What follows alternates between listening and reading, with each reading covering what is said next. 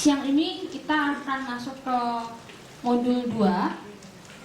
Materi pertama dari modul 2 adalah soal konsep dasar hak asasi manusia. Ada Bang Ifdal yang akan membahas soal konsep dasar hak asasi manusia dan dilanjutkan dengan diskusi ya Bang. Nah, mungkin tadi dari Pak Stanlio mungkin sudah menjelaskan secara historis atau sebagainya, tapi saya ingin memperjelas atau saya ingin mengajak Anda semua untuk memahami terlebih dahulu tentang hakikat hak, karena menurut saya banyak sekali pemahaman kita yang tidak clear tentang hak dan berikut dengan kewajiban. Karena itu mungkin kita perlu memulai dengan pemahaman kita terlebih dahulu terhadap hak ini apa.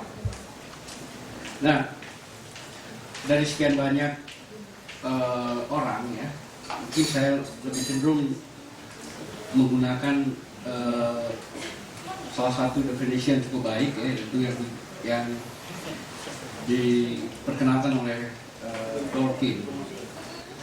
Dia mengatakan hak ada suatu klaim yang dapat dibenarkan berdasarkan landasan moral dan hukum untuk memiliki atau memperoleh sesuatu atau untuk bertindak dengan cara tertentu.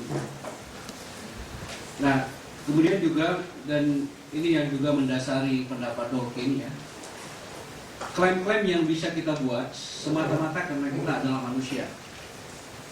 Jadi sumber hak itu bukan dari mana-mana, ya. Bukan dari negara, ya. Bukan dari masyarakat, bukan dari agama, bukan dari yang lain-lain. Tapi sumber hak itu datang dari manusia. Nah, atas dasar itulah ada klaim pada manusia itu untuk mendapatkan hak tersebut. Lantas kalau hak itu adalah satu yang bisa kita klaim, lantas apa kaitannya dengan kewajiban? Nah, seringkali kita mengasumsikan hak dan kewajiban itu seperti satu keping uang logam. Jadi di satu sisi ada hak, di satu sisi ada kewajiban. Nah, karena itu keduanya berkorelasi, selalu mempunyai korelasi antara hak dan kewajiban, selalu mempunyai korelasi. Dan yang sering sekali ditekankan di sini itu mengatakan kewajiban dulu. Anda menjalankan dulu kewajiban, baru hak Anda peroleh. Nah, saya kira kalau kita mendasari pada pengertian tadi, hak adalah satu klaim ya, dan sumbernya adalah karena kita semata-mata manusia, maka sebetulnya hubungan antara hak dan kewajiban itu tidak selalu mempunyai korelasi ya. Kadang-kadang dia mempunyai relasi yang beragam. Nah, saya ambil contoh begini ya.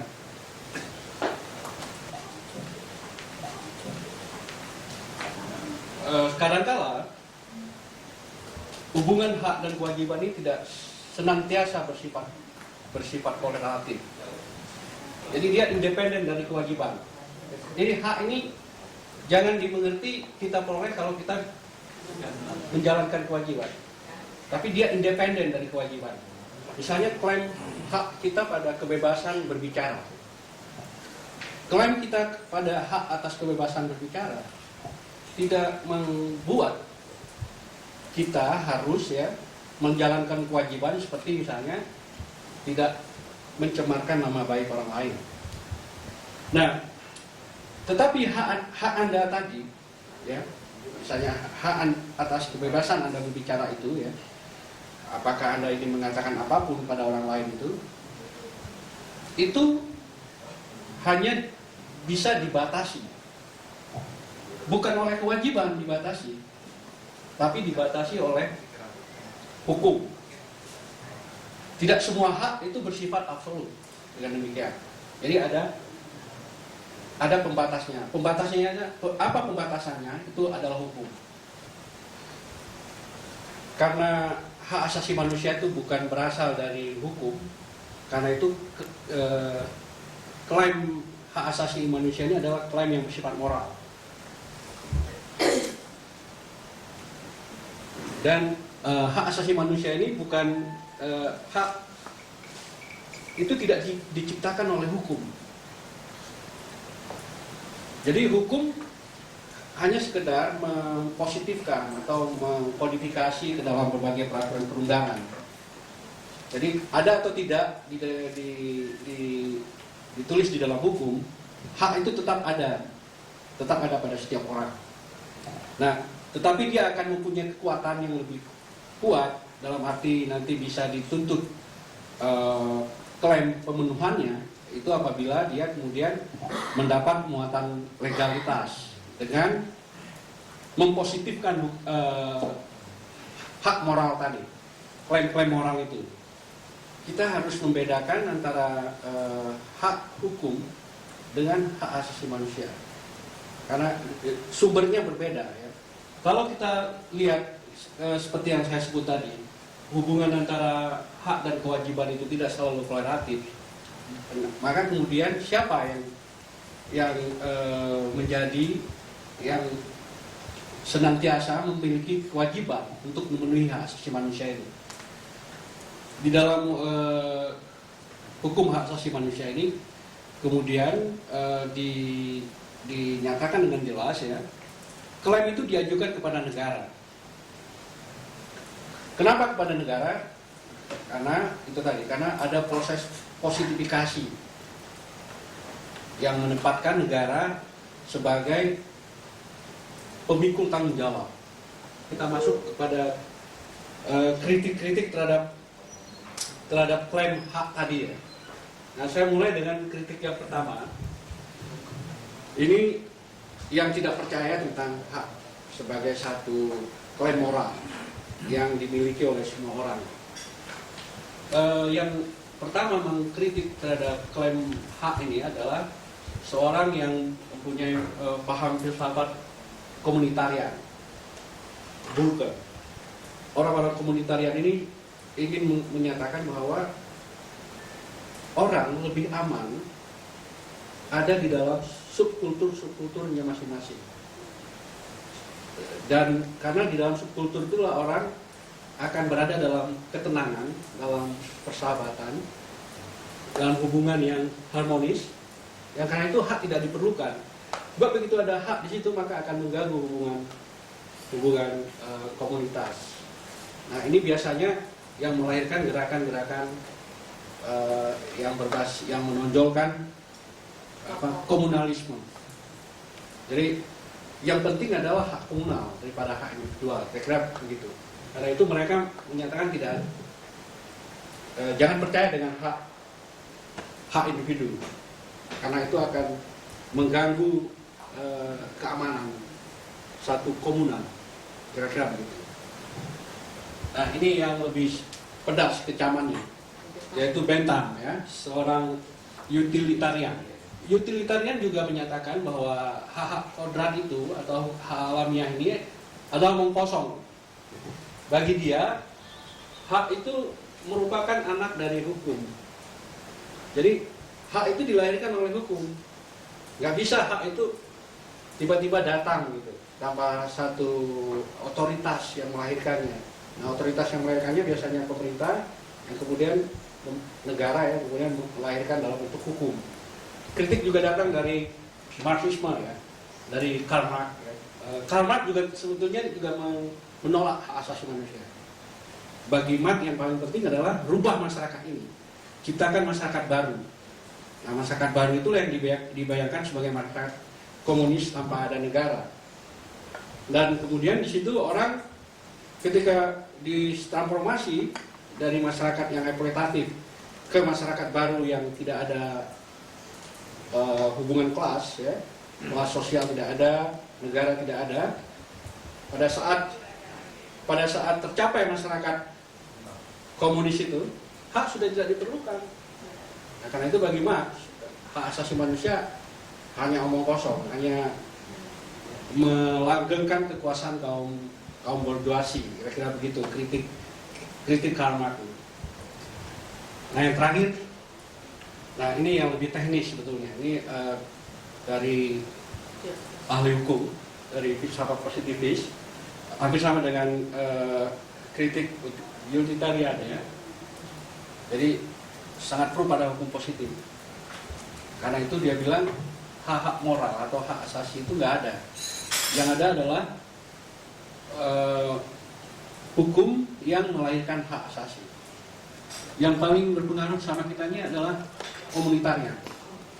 Jadi penolakan kita terhadap hak asasi lebih banyak dilandasi oleh filsafat komunitarian ini. Kita dalam banyak hal setuju dengan Burke sebetulnya. Karena gagasan negara integralistik itu yang disampaikan oleh Supomo dalam ketika awal-awal perdebatan itu sebetulnya lebih banyak mirip-mirip dengan Burke ini. Dan yang lain adalah pengaruh paham utilitarian. Paham utilitarian antara lain kita lihat bagaimana orang sering mengatakan dahulukan kepentingan orang banyak daripada hak individual. Nah, karena itu silakan diambil hak milik orang.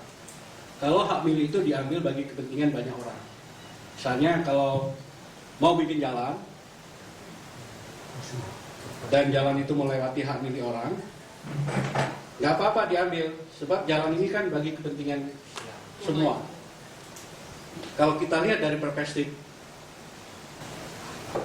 hukum alam ya, teori hukum alam, maka sebetulnya hak asasi manusia dalam konteks hukum alam itu sebetulnya adalah ikhtiar untuk melindungi individu-individu agar tidak menjadi korban utilitarianisme. But the greatest happiness of the greatest number. Dan ini masih sering digunakan ya untuk mengambil hak individu orang lain. Karena tujuannya adalah untuk kemakmuran atau tujuannya untuk kepentingan bersama. Untuk kebahagiaan yang lebih besar. Jadi untuk kebahagiaan yang lebih besar kita boleh hak individual boleh disingkirkan. Itu tidak dalam paham asasi itu tetap dianggap sebagai satu pelanggaran. Karena satu orang tetap punya nilai sama dengan jumlah yang besar. Karena itu tidak bisa dikorbankan.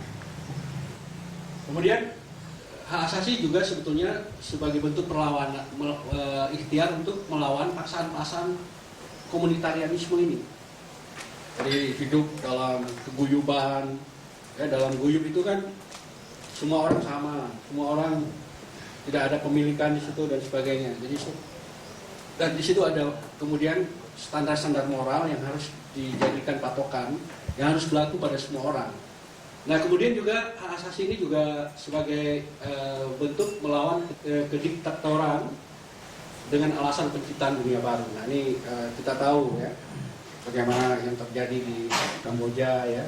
Nah sebetulnya seluruh perbincangan tentang hak asasi senantiasa sebetulnya berada di bawah pengaruh dari masing-masing paham ini tadi.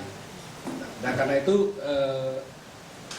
orang yang lebih menekankan pada paham yang datang dari alam ini, dari alam ini, biasanya dikecam sebagai individualistis ya, dikecam sebagai mementingkan diri sendiri dan sebagainya.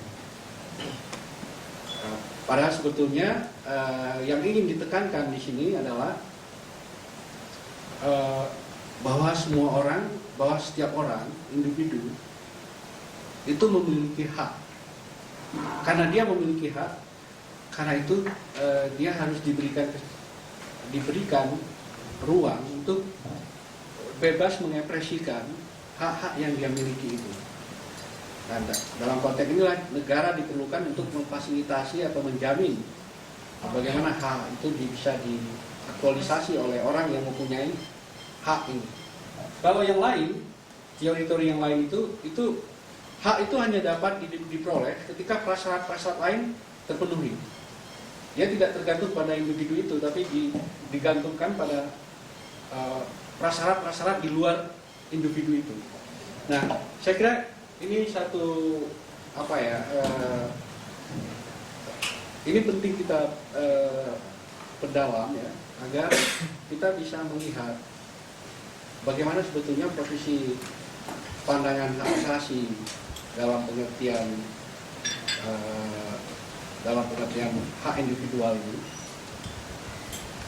berhadapan dengan berbagai percaturan yang ada ya, dari segi filsafat atau dari segi sistem politik dan seterusnya. Baik, ada pertanyaan sih? Apa gitu solusinya untuk memenuhi hak-hak tersebut? Di satu sisi untuk pemenuhan hak individu, walaupun itu satu individu gitu, tapi itu harus diberi ruang untuk mengekspresikan hak itu. Satu sisi juga bisa melindungi hak komunitas itu juga yang banyak, yang jangan sampai jadi korban juga gara-gara satu individu ini gitu. Apakah memang kita mesti kembali lagi membuat suatu ya hukum gitu, undang-undang yang memang bisa mengakomodir dari kedua hak-hak itu gitu. Jadi gimana gitu jadinya solusinya, terutama di negara kita, untuk konteks negara Indonesia. Makasih. Faktanya perdebatan itu kelihatannya belum selesai sampai sekarang. Walaupun misalnya sudah ada deklarasi human rights, ya, deklarasi universal, tetapi itu juga ditafsirkan berbeda-beda dalam implementasinya. Nah, dalam konteks yang demikian itu kita akan menghadapi persoalan dalam implementasi konvensi-konvensi atau instrumen-instrumen hak asasi manusia, karena memang basis teori itu mungkin bisa berbeda-beda. Lantas jalan keluarnya seperti apa dari perdebatan-perdebatan yang panjang itu, yang mungkin saya anggap itu belum selesai sampai sekarang. Terima kasih. Kalau instrumen-instrumen hak asasi manusia itu kan hasil dari kesepakatan berbagai negara yang difasilitasi oleh PBB, yang kemudian menjadi hukum positif bagi semua negara yang terikat dengan perjanjian itu.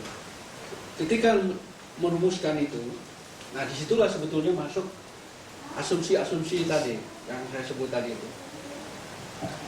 Pergesekan antara berbagai negara yang menganut macam-macam paham ini, akhirnya perjanjian yang tadinya dirumuskan dalam satu perjanjian, akhirnya dipisah dua. Satu perjanjian di bidang hak sipil politik, satu perjanjian di bidang hak ekonomi sosial budaya. Karena paham yang ada di belakangnya itu memang mempengaruhi dalam proses perumusan perjanjian-perjanjian ini. Nah, karena itu memang jalan keluar yang bisa menyelesaikan berbagai kepentingan ini akhirnya adalah kompromi yang tertuang ke dalam bentuk perjanjian-perjanjian internasional itu. Tapi mungkin begini Bang, apa itu tidak bisa menggerus atau mengurangi esensi hak itu sebenarnya dengan kompromi itu? Tidak selalu ada yang terkurangi, tapi ada juga yang kemudian menjadi korban, ya, artinya berkurang. Nah, yang menjadi penting kan kemudian di situ harus ada yang bisa mengontrol, ya, sehingga ini tidak begitu dikorbankan gitu. Kepentingan untuk memberikan perlindungan kepada hak asasi itu tidak mesti dikorbankan. Nah, misalnya saya ambil contoh ya, perjanjian ini, apakah misalnya sipol ya,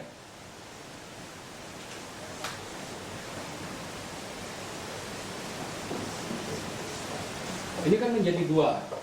Kenapa menjadi dua? Nah, karena itu tadi, karena ada desain hak yang berbeda-beda yang dianut oleh berbagai negara yang menjadi peserta di forum PBB itu. Nah, sekarang dengan dibagi dua ini, apakah kemudian menjadi efektif perlindungan hak moral ini melalui proses proses positifikasinya ini. Nah, memang ada yang dikorbankan di sini, yaitu yang dikorbankan adalah di sini hak ekosop. Karena hak ekosop ini dirumuskan dengan proses yang berbeda, hasil yang dihasilkan dalam proses hak ekosop ini adalah hak ekosop ini kemudian hanya bersifat perjanjian ini hanya bersifat non-justiciable.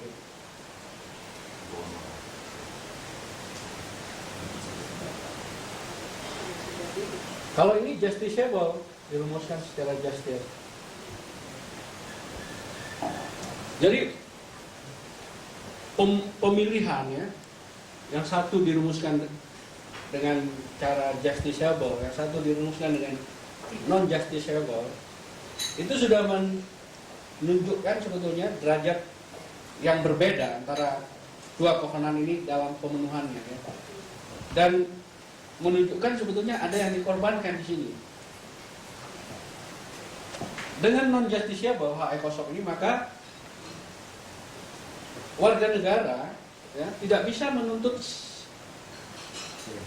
pemenuhan hak itu secara langsung melalui pengadilan atau klaim apalagi. Jadi klaimnya kemudian daftar hak itu yang di dalam hak ekosop itu kemudian tidak bisa diklaim pemenuhannya secara langsung, tapi harus memperhatikan aspek-aspek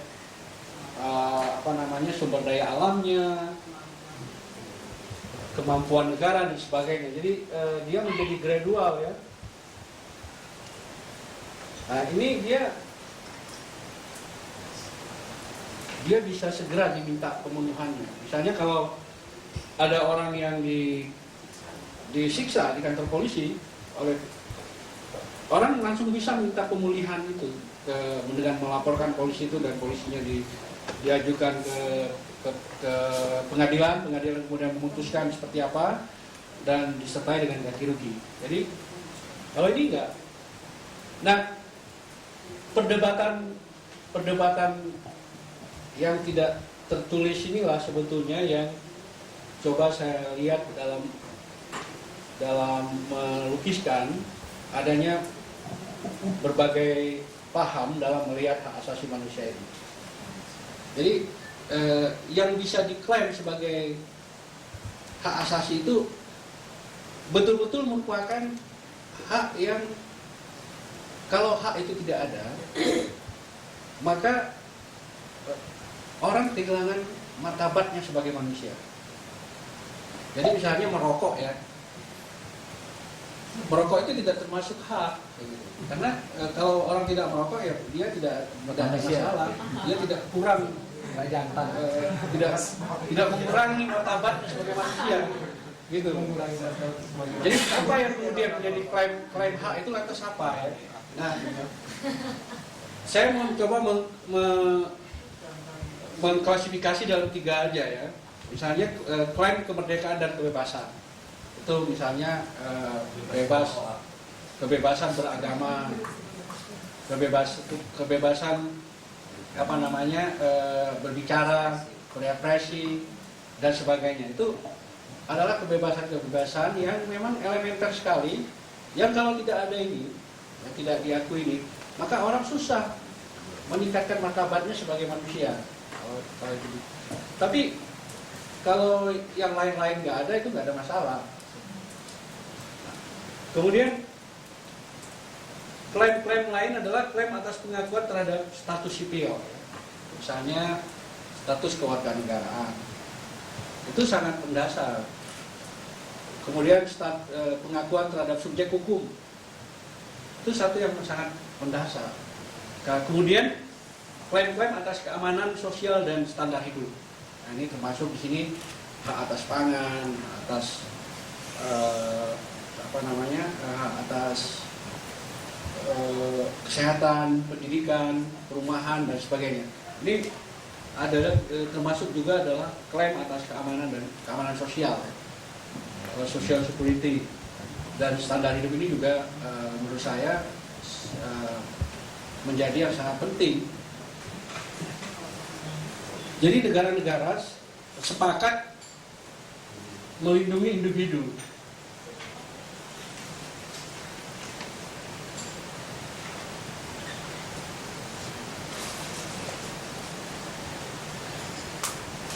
Nah, karena perjanjian itu adalah perjanjian antara negara-negara yang difasilitasi oleh PBB, karena itu obligasi tanggung jawab itu atau klaimnya itu hanya pada negara kemudian untuk memenuhi ini hak yang dimiliki oleh individu ini. Tetapi meskipun demikian secara legal dia hanya tertuju pada negara, tetapi ini terikat secara moral. Sekarang sejalan dengan perkembangan ini hak asasi manusia, aspek moralitasnya ini diperkuat lagi. Ya, kemudian lahir berbagai macam instrumen-instrumen yang kemudian membuat korporasi, kemudian gerakan-gerakan perlawanan ini menjadi bisa dimintai pertanggungjawaban. Tapi ini baru perkembangan belakangan ini saja. Tapi awalnya seperti ini. Awalnya itu yang hanya bisa kita klaim itu hanya pada negara. Dan bukan hanya negara kepada warga. Bukan hanya individu pada satu negara ya, misalnya kita ke negara kita menuntut, kita bisa tutup, tapi juga antar negaranya. Jadi misalnya negara Malaysia atau Indonesia bisa menuntut kepada negara Malaysia itu untuk mematuhi perjanjian yang sudah dia tangani. Jadi ada pertanggungjawaban juga antar negara ini. Nah, kalau misalnya negara ini tidak melaksanakan klaim tadi itu, nah disinilah peran PBB itu. Karena itu PBB membuat sistem HAM-nya. Jadi jangan dikacaukan antara fungsi negara menjaga ketertiban umum dengan hak negara. Gitu. Karena negara pada dasarnya tidak punya hak. Dia hanya punya, karena negara itu kan hasil kesepakatan masyarakat ya. Masyarakat untuk mengatur supaya kita bisa hidup dengan lebih baik, supaya tidak terjadi perkelahian massal, perampokan antar kita ya. Makanya kita perlu satu organisasi yang bisa mengatur hal-hal yang destruktif dari kita. Kita buat negara gitu. Karena negara inilah yang kita berikan kekuasaan untuk bikin hukum, untuk bikin penjara, polisi dan sebagainya. Jadi sebetulnya tidak ada hak negara itu. Nah, ini yang kemudian teori tentang negara punya hak itu sebetulnya berasal dari paham-paham fasisme yang tidak sempat saya singgung di sana ya. Itu paham yang mengatakan bahwa semua bersumber pada negara. Jadi negara lah yang harus diutamakan daripada yang lain-lain. Saya kira di sini dulu ada yang mau bertanya lagi atau membahasnya lagi nih. Yang ingin saya katakan sebenarnya bahwa di hampir semua negara, di negara-negara belum beradab pun penghormatan terhadap hak asasi berdasarkan etika itu tadi sebenarnya sudah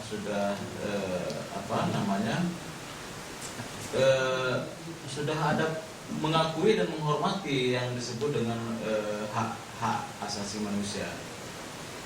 Dan tidak ada ukuran juga misalnya sebuah negara-negara yang lebih beradab misalnya apa namanya bisa dikatakan menghormati hak asasi manusia.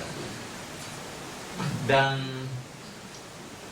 di dalam praktek, meskipun tadi sudah diingatkan oleh Pak Ifdal agar kita tidak terjebak pada membicarakan teknis, tapi di dalam prakteknya memang sering negara itu ambigu di dalam penghormatan terhadap hak asasi manusia.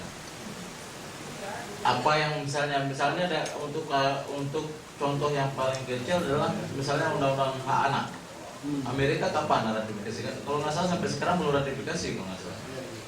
Bayangkan yang katanya negara yang paling menghormati hak asasi, tapi kemudian tidak untuk kasus-kasus yang sangat untuk soal-soal yang sangat sangat penting dia nggak menghormati. Apakah pertanyaanku adalah apakah ada kaitannya perdebatan itu kemudian praktek negara-negara itu dengan teori-teori ini? Kadang-kadang kan hukum ini, karena hukum itu seperti dikatakan oleh Austin tadi ya. Nah, satu-satunya hukum yang sahih adalah perintah dari yang berdaulat. Karena hukum itu datang dari yang berdaulat, dan berdaulat di sini berarti adalah negara, dan negara dalam memproduksi hukum itu berasal dari satu proses politik, yaitu dibuat oleh legislatifnya. Maka sering sekali produk hukum yang seperti itu kadang-kadang tidak mencerminkan dimensi hak asasi manusia di dalamnya. Nah, karena itulah fungsi dari hak sebagai yang bersumber dari teori alamiah, itu dia bisa berfungsi untuk menguji keadilan dari satu hukum itu. Apakah hukum ini bermuatan adil atau tidak, itu kita bisa menggunakan tolak ukurnya pada ada atau tidaknya hak alamiah ini. Tapi kalau John Austin dia tidak pusing dengan itu. Bagi dia peranggapan itu tidak menjadi urusan dia. Bagi dia yang penting adalah apakah hukum itu bisa membuat keteraturan atau tidak. Dan harus jelas komennya. Nah, karena itu apakah hukum itu punya dimensi hak asasi di dalamnya, itu bukan pertanyaan dia. Itu tidak pernah menjadi concern dari John Austin atau para positivis ya. Karena itu orang positivis itu lebih cenderung untuk mendapatkan keadilan hukum daripada keadilan substantif. Keadilan yang dimensinya ada moralitas di dalamnya, ada perasaan keadilan dan sebagainya. Saya lebih percaya dengan bahwa hak itu harus kita jadikan sebagai hak itu bersifat alamiah, jadi sudah ada dulu sebelum ada hukum. Karena itu dia harus menjadi sumber untuk kita menilai hukum. Nah, saya kira debat ini memang masih mempengaruhi dalam seluruh percakapan mengenai hak asasi sampai hari ini, termasuk misalnya ketika muncul tuntutan baru dalam hukum hak asasi manusia setelah terjadinya runtuhnya rejim-rejim otoriter di berbagai negara ya. Kita tahu sejak tahun 80-an akhir itu mulai rejim-rejim otoriter ya di negara Amerika Latin.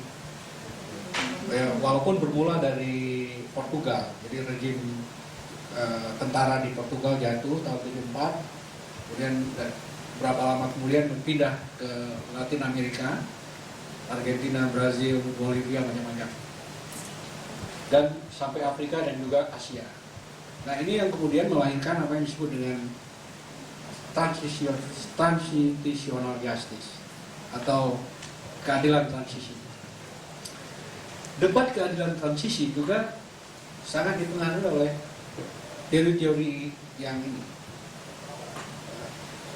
Karena itu mungkin karena itu menurut saya kemudian kegunaan dari teori ini sebetulnya hanya untuk kita bagaimana kita bisa menjelaskan realitas atau bagaimana kita bisa menjelaskan hak asasi manusia ini dengan cukup gamblang dengan satu basis teoritis yang jelas. Nah, penggunaannya tergantung pada kita sendiri. Kita mau lebih percaya pada yang mana. Tapi harus dengan argumen ya, yang cukup jelas juga. Kalau misalnya kita lebih tertarik pada hak dalam pengertian komunitarian, nggak apa-apa. Tapi Anda harus bangun analisis yang kuat di sekitar itu, punya argumen yang lebih kuat. Begitu juga yang percaya dengan hukum alam, dia harus kuat mengembangkan argumen itu. Karena pada akhirnya juga nanti akan bertemu di sini, di persoalan accountability ini. Bagaimana kemudian hak itu bisa kita klaim? Ini kan ada yang terbaru namanya CSR ya, Corporate Social Responsibility. Ini juga masih dipahami secara berbeda-beda, tidak dipahami satu gitu, atau ada misalnya satu pintu pemahaman CSR, tetapi banyak pintu. Kemudian dalam implementasinya juga melahirkan beragam. CSR itu kemudian berubah menjadi charity, lebih banyak seperti itu, karitatif dia. Sementara dasar esensi tadi itu adalah hak dia di situ. Kan sangat jemplang ya antara hak yang kita bahas di awal tadi, kemudian wujudnya itu jadi charity gitu. Charity-nya itu misalnya dalam bentuk sirup gitu kan, gula gitu kan. Itu pun sekilo gulanya, sirup 1 botol gitu. Itu kan jemplang betul. Nah, padahal esensinya bukan seperti itu. Bagaimana misalnya kewajiban dari non-state actor itu dapat menyamakan perannya dengan state actor gitu. Tapi justru tidak seperti itu implementasinya. Nah, dalam konteks yang demikian, tentu ini kan perlu diluruskan lagi. Bagaimana kita mau mengklaim hak kalau sebenarnya secara teori itu dinyatakan seperti itu, tapi secara prakteknya itu kadang kan negara lebih dahulu mengatakan bahwa lebih dahulu hukum daripada hak. Kita lihat saja, kalau kita bicara di sini mungkin kita tidak pernah merasakan contoh atau fakta-fakta pelanggaran hak asasi manusia yang kita alami secara nyata dalam hidup itu. Mungkin kita bisa berbicara dalam praktek teori yang ada dengan tidak merasa terbebani. Tapi kalau kita berada pada posisi korban misalnya, saya coba mengangkat sebuah kasus yang ada di Manokwari seperti kasus Wasyor. Sampai sekarang kita sendiri di lembaga LP3B Manokwari kita menjadi terbebani karena ketika saudara-saudara kita dari Wasyor, dari Kabupaten Teluk Bundama, mereka datang mampir ke kantor, mereka tanya bagaimana dan kasus kita, kenapa tidak pernah selesai. Itu menjadi dilema untuk kita sebagai pekerja HAM yang selalu berusaha untuk mengatakan bahwa penghormatan terhadap hak asasi manusia itu harus diutamakan sebelum kita melihat hukum. Nah, yang menjadi pertanyaan saya, kalau misalnya proses hukum berjalan lalu kemudian berkaca oleh Kejaksaan Agung dilimpahkan ke Peradilan HAM di Makassar, lalu kemudian Peradilan HAM mengatakan bahwa tidak cukup bukti yang kuat untuk dikategorikan sebagai suatu kasus pelanggaran HAM, itu kira-kira bagaimana solusinya, Pak? Itu saja, terima kasih. Corporate Social Responsibility, dia belum menjadi sesuatu yang bisa diklaim oleh individu ya, karena dia masih berupa aturan yang sifatnya soft law. Misalnya PBB itu melalui badan-badan khususnya itu membuat satu code of conduct ya, code of conduct for multinational corporation dan macam-macam ya. Itu di situ ada penekanan terhadap pentingnya perusahaan untuk mempunyai tanggung jawab terhadap asasi, terhadap lingkungan dan sebagainya. Tapi itu masih berupa ini ya, satu himbauan pada perusahaan-perusahaan itu, dan belum berubah menjadi sesuatu yang positif. Begitu juga himbauan kepada lembaga-lembaga keuangan internasional seperti IMF, Bank Dunia dan sebagainya, itu juga begitu. Nah, tetapi memang kemudian ini berkembang ya, konsep CRS ini kemudian berkembang ya, mulai dipositifikasi oleh beberapa negara. Misalnya untuk Indonesia itu, di Indonesia ini agak aneh memang ya, karena kalau kita lihat di dalam hukum perusahaan terbatasnya, Undang-Undang PT, di Undang-Undang PT itu sudah diintroduksi tentang kewajiban untuk corporate social responsibility itu. Itu artinya apa? Secara hukum kita itu sudah mempositifikasikan kewajiban korporasi untuk melakukan KRS ini. Nah, yang saya maksud aneh itu adalah walaupun dia sudah menjadi sesuatu yang positif ya belakangan ini ya, setelah Undang-Undang PT direvisi tahun yang lalu, tapi belum menjadi satu belum memberikan lahirnya klaim pada individu untuk menuntut satu perusahaan itu menjalankan CRS. Sehingga CRS itu bukan lagi, kalau tadi semula dia satu charity aja, nah sekarang itu sudah menjadi obligasi yang bisa diklaim secara pemenuhannya melalui prosedur legal, melalui Undang-Undang PT ini. Nah, apalagi saya dengar nanti Depsos itu sudah menyiapkan undang-undang tentang tanggung jawab sosial dari perusahaan. Nah, itu akan memberikan ini lagi ya, mempositifkan itu. Nah, tinggal masalahnya sekarang kan bagaimana kita klaim setelah itu dimasukkan ke dalam hukum, maka mekanisme klaimnya yang penting. Kemudian yang harus kita pikirkan berikutnya adalah bagaimana klaimnya itu bisa dilakukan. Apakah kita bisa klaim langsung kepada korporasinya atau melalui negara? Kalau dalam konteks ini kan klaimnya karena mereka hanya secara moral atau bertanggung jawab, klaimnya masih tetap pada negara, karena mereka ada dalam jurisdiksi negara ya. Kecuali untuk misalnya para gerakan-gerakan separatis itu nggak bisa kita klaim pada gerakan-gerakan gerilyawan itu kita tidak bisa klaim melalui negara karena mereka tidak mengakui negara itu. Karena itu ketingkatan moral ini kan sekarang sudah diubah oleh undang-undang kita menjadi satu ikatan yang lebih kuat dalam bentuk hukum.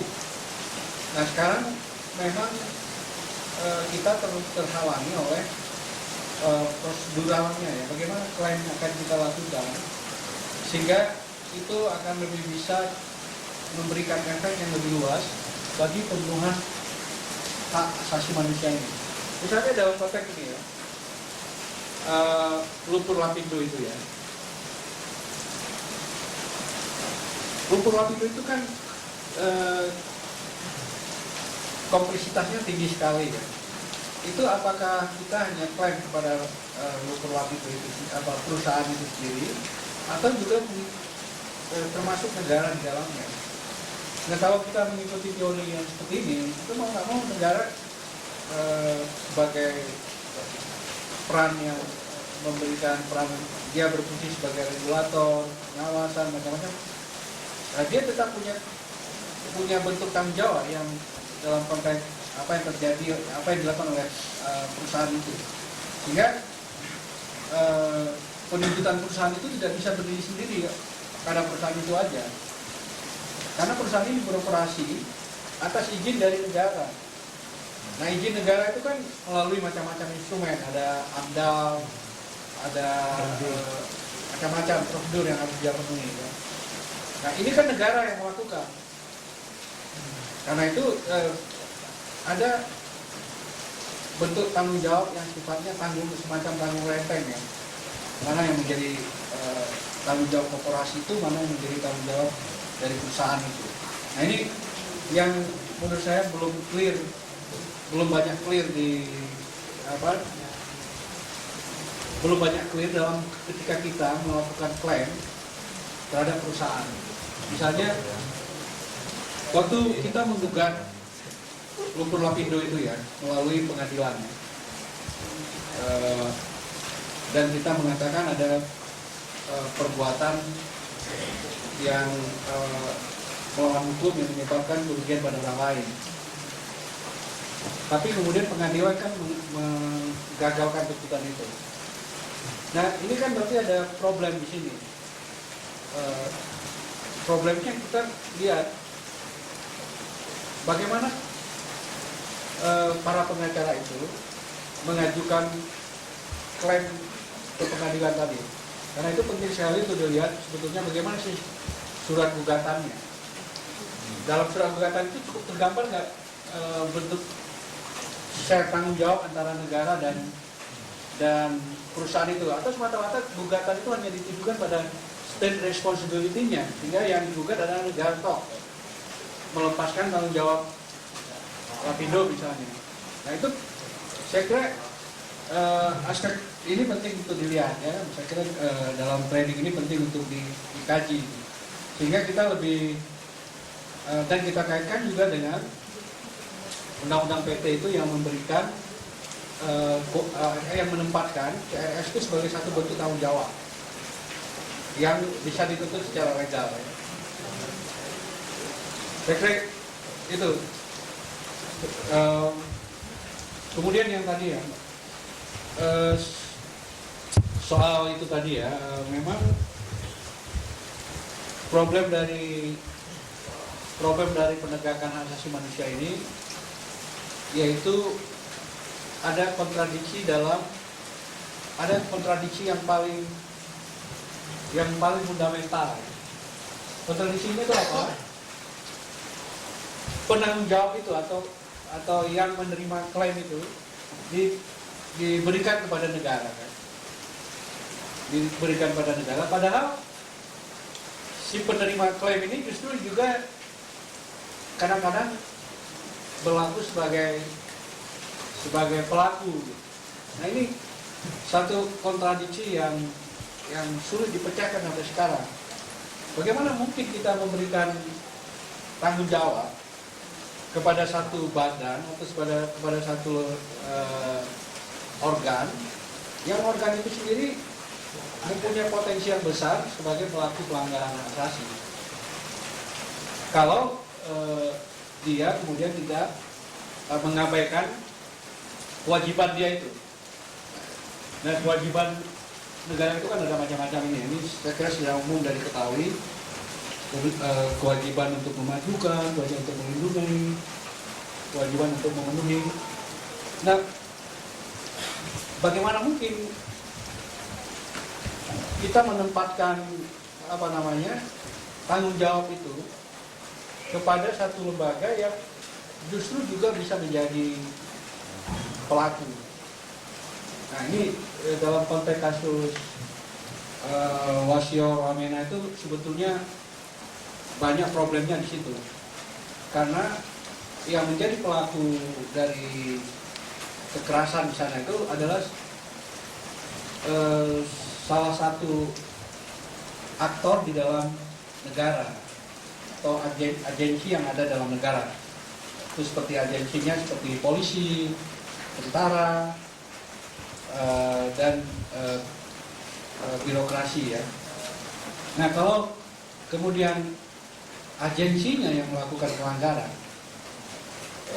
bagaimana kemudian kita menuntut pertanggungjawaban? Pertanggungjawaban yang kita tuntut tetap kemudian menggunakan sarana yang tersedia di negara tersebut.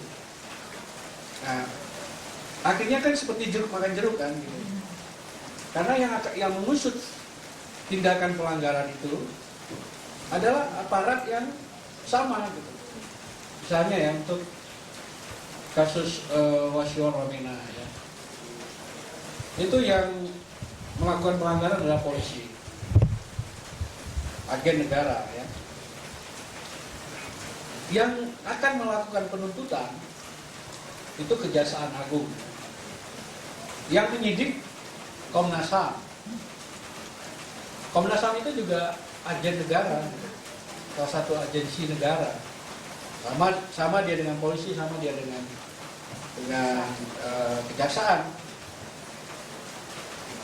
Dan dari masing-masing agensi negara ini kan kemudian ada problem netralitasnya kan. Misalnya kalau polisi ya itu kalau dia sendiri yang melakukan penyelidikan untuk pelanggaran yang dia lakukan, itu jelas akan ada masalah berkaitan dengan netralitas. Begitu juga dengan kejaksaan. Nah, begitu juga dengan Komnas sebetulnya. Karena juga jangan diasumsikan juga Komnas itu bebas dari netralitas ya. Karena orang yang di Komnas juga bukan malaikat kan gitu. Juga manusia yang terdiri dari tulang, darah, dan kemauan, nafsu kan. Sehingga dia juga bisa terkontaminasi dengan berbagai masalah di sekeliling dia gitu. Nah, ini sebetulnya menjadi banyak hambatan dalam persoalan penegakan hak asasi. Karena begitu dia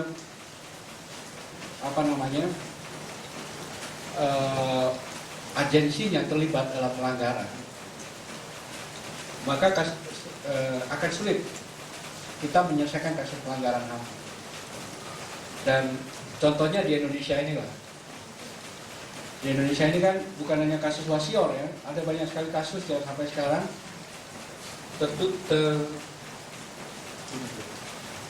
tertunda di Kejaksaan Agung itu. Ada hampir 7 kasus yang penyelidikannya sudah selesai oleh Komnas HAM tapi tidak ditindaklanjuti oleh Kejaksaan untuk disidik lebih lanjut. Itu problemnya sebetulnya problem netralitas. Problem netralitas dari masing-masing agensi negara ini. Nah, kalau itu masalahnya, kemudian memang mau nggak mau ya, kasus pelanggaran hak asasi manusia ini memang tidak semata-mata harus diselesaikan melalui mekanisme nasional. Karena mekanisme nasional itu sangat terbatas daya adaptasinya, ya, daya dia untuk menyelesaikan kasus-kasus tersebut. Karena problem netralitas. Karena itu mau nggak mau memang prosedur di luar mekanisme nasional yang harus dijalankan, yang harus ada gitu ya. Nah itu sistem yang ada di PBB. Karena kalau kita misalnya begini ya, kalau kita lihat ya agensi negara ini ya, kalau kita bicara negara berarti kita bicara banyak sekali ya, mulai dari DPR, ini negara, kemudian Mahkamah Agung, ini negara, polisi, tentara ya.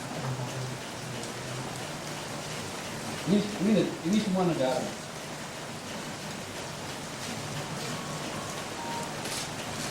Nah, DPR ya sebagai pembuat undang-undang, dia juga bisa melanggar HAM. Bagaimana dia bentuk pelanggaran HAM-nya? Yaitu ketika dia merumuskan undang-undang. Kalau undang-undang yang dia buat itu tidak mengacu kepada hak-hak alamiah ini, ya dia melanggar hak-hak alamiah itu. Apalagi misalnya di dalam di negara kita kan hak alamiah ini kemudian dituangkan ke dalam konstitusi. Yang demikian dia menjadi hak konstitusional. Yang tadinya alamiah aja ya, satu abstraksi aja ya. Sekarang dia dituangkan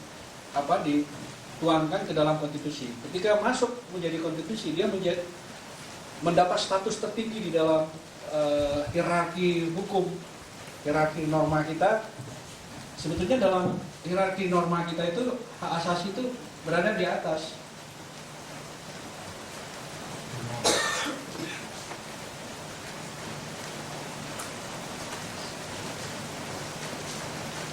Nah, kalau kita kembali ke teori Van Kelsen ya, hierarki of norm, hak ini berubah menjadi hak konstitusional. Dengan demikian, karena dia menjadi satu yang tertinggi, maka peraturan di bawahnya, undang-undang, di konstitusi ya,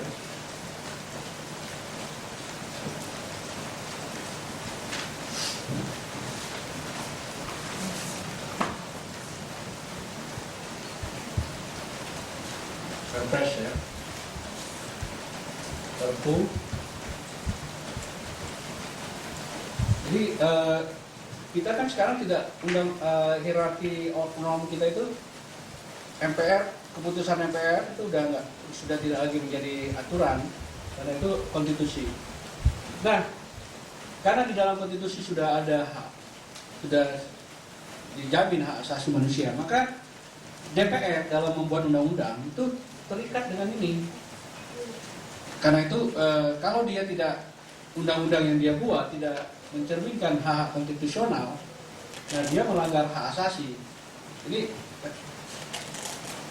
DPR itu juga sebagai bagian dari agensi negara, dia juga punya potensi melanggar HAM. Itu dalam bentuk peraturan perundangan. Begitu juga Mahkamah Agung atau yudikatif ya. Ini juga berpotensi melanggar HAM. Kalau putusan-putusan dia itu tidak ekuivalen dengan perlindungan HAM. Nah, polisi, tentara ini kan lebih dalam bentuk aksi ya, sehari-hari di lapangan. Nah, seluruh agensi ini inilah yang diandalkan untuk menegakkan HAM. Itu. Jadi seluruh agensi inilah yang diandalkan untuk menegakkan HAM. Jadi sementara agensi ini juga di sisi lain melanggar HAM.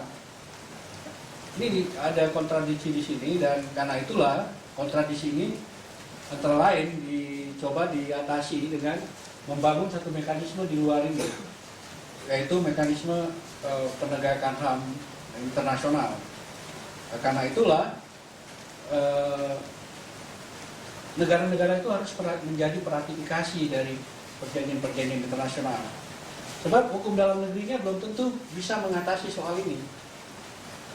Sehingga dia bisa menggunakan mekanisme yang tersedia di tingkat internasional. Nah, ini bedanya dengan Amerika. Amerika itu warga negaranya itu tidak bisa menggunakan instrumen internasional. Karena negara Amerika tidak menjadi pihak dari berbagai perjanjian internasional. Dia semata-mata mengandalkan mekanisme dalam negeri aja. Misalnya dia tidak meratifikasi perjanjian internasional tentang hak anak ya. Maka kalau ada masalah anak di sana, warga negara Amerika itu tidak punya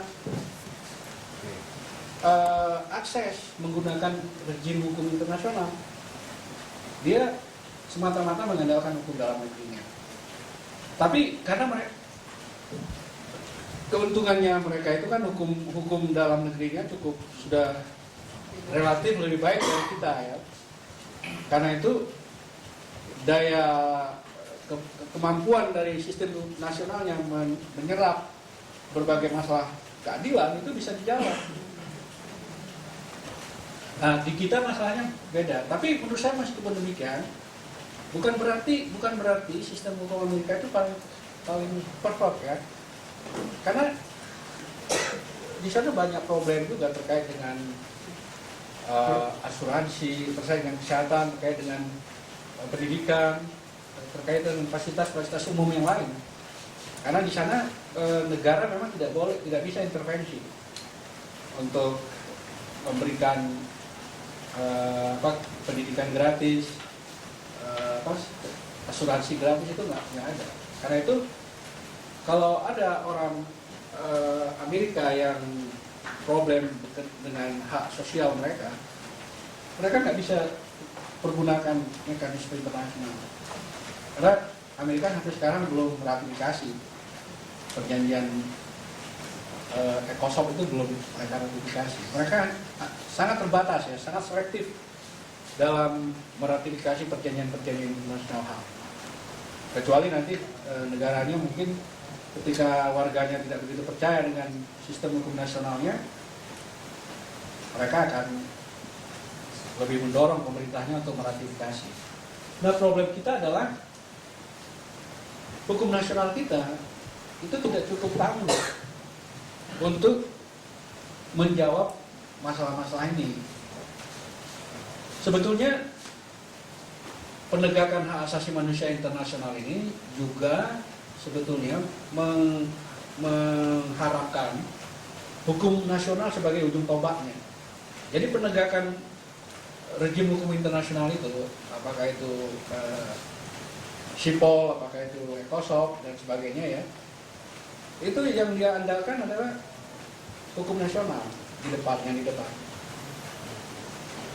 Tapi masalahnya adalah ini tadi, kita menghadapi problem yang terkait sistem hukum nasional kita itu kan problem pertamanya sistem hukum nasional kita itu kan mengindap berbagai problem. Salah satu problem yang sangat susah diselesaikan sampai sekarang selain netralitas itu korupsi. Nah, kalau sistem judiciary kita seperti ini, ya kita menghadapi banyak sekali konflik, banyak sekali kemudian kasus-kasus pelanggaran HAM terbengkalai sedemikian rupanya. Nah, karena itu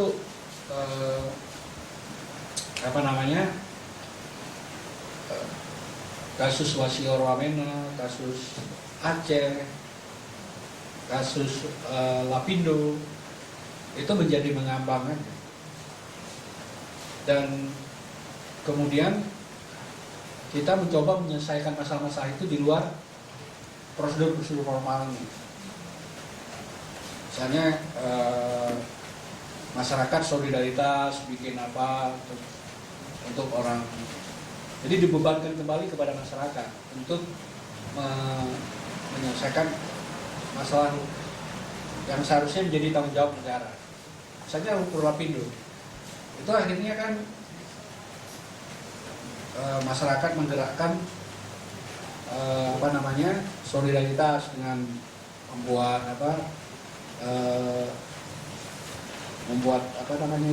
dukungan terhadap orang-orang yang menjadi korban Lumpur Lapindo itu dengan mengumpulkan sumbangan, koran-koran bikin dompet dompet Lumpur Lapindo segala macam. Itu yang sebetulnya itu menjadi tanggung jawab negara, diambil alih oleh masyarakat. Tapi yang jadi soal kan kalau terkait dengan aspek-aspek sosial bisa ya masyarakat, tapi terkait dengan pemidanaan itu kan nggak bisa diambil alih oleh masyarakat, itu harus tetap negara. Nah, dalam konteks kasus Wasior Wamena yang harusnya itu diselesaikan aspek pidananya, yaitu siapa yang menghukum, siapa yang membunuh, siapa yang menyiksa, harus diproses melalui prosedur hukum dan biar pengadilan yang kemudian memastikan apakah orang itu bersalah atau tidak.